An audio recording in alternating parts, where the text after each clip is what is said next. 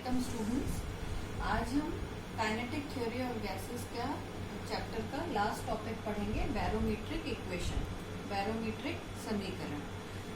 बैरोमीट्रिक समीकरण के लिए अब देखो, बैरोमीटर जो होता है वो क्या दाब नापने का इंस्ट्रूमेंट होता है, तो उसी से इसके ये जो समीकरण है ये किससे संबंधित होगी, ये हमारी दाब से संबंधित होगी। तो इसके लिए हम क्या लेते हैं, हम एक वायु अल्पांश ले लेते हैं, एक स्मॉल एलिमेंट ऑफ एयर लेते हैं। अब वो स्मॉल एलिमेंट ऑफ एयर कैसे लिया है हमने, कि जो सी लेवल है समुद्र तल से h ऊंचाई पर कोई एक हमने स्मॉल एयर एलिमेंट ले लिया, वायु का कोई अल्पांश ले लिया।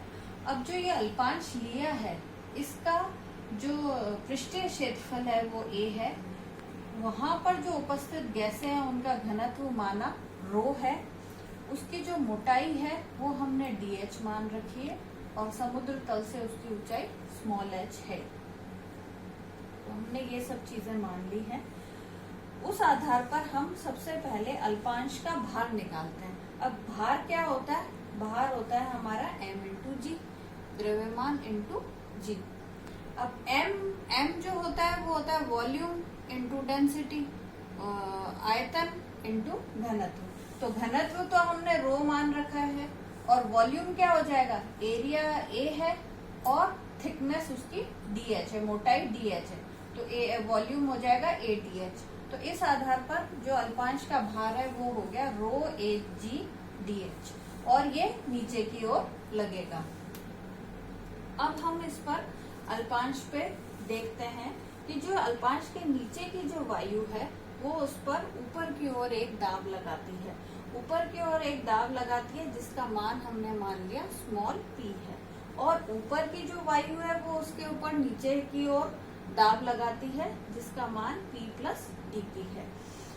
तो अगर हम इसके कारण लगाया गया बल निकालें तो वो कितना हो जाएगा, p इंटू a, क्योंकि पृष्ठीय क्षेत्रफल a है, और इसके कारण जो फोर्स लग रहा है वो कितना हो जाएगा, p plus dp into a।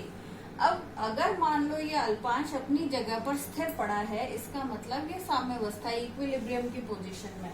तो इक्विलिब्रियम में क्या होता है, इक्विलिब्रियम में सारी फोर्सेस एक दूसरे को बैलेंस करती है, यानी ऊपर की ओर लगने वाली फोर्स नीचे की ओर लगने वाली फोर्सेस के बराबर होती है। तो उस आधार पर साम्यावस्था में P plus dP into A नीचे की ओर लग रहा है, अल्पांश का भार नीचे की ओर लग रहा है, और ये दोनों फोर्सेस किसको बैलेंस कर रही हैं, P इंटू A, उस भार को जो ऊपर की ओर लग रहा है।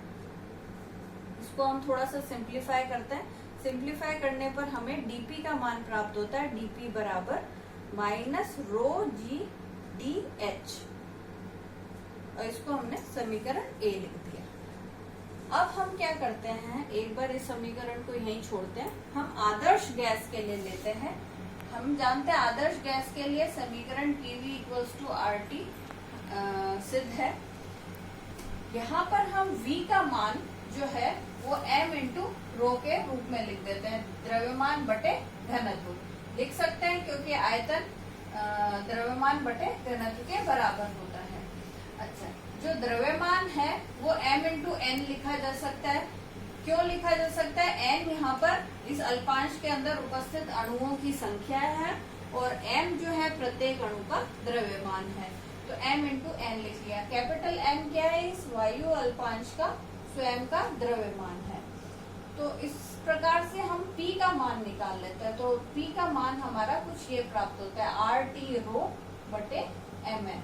इसको हम समीकरण 2 लिख देते हैं। अब हमारे पास दो समीकरण है, एक समीकरण 1 और एक समीकरण 2। समीकरण 2 का समीकरण 1 से भाग लगा देते हैं। भाग लगाने पर हमें, और थोड़ा सा सिंप्लीफाई करने पर हमें ये मिल जाएगा, dP अपॉन P बराबर minus of MnGdH upon RT। अब इसमें दोनों ओर समाकलन कर देते हैं। समाकलन करने पर हमारे को एक कांस्टेंट इंटीग्रेट करा है तो एक कांस्टेंट होगा, उसको हमने c मान लिया, log c। इसको हम सीमांत मान से निकाल सकते हैं, बाउंड्री कंडीशन से निकाल सकते हैं। बाउंड्री कंडीशन हम क्या सपोज करते हैं कि जब सी लेवल पर कुछ है मतलब ये जो वायु अल्पांश है जब सी लेवल पर है यानी उसकी हाइट 0 है, उस वक्त जो उसका दाब है वो मानक P0 के बराबर है।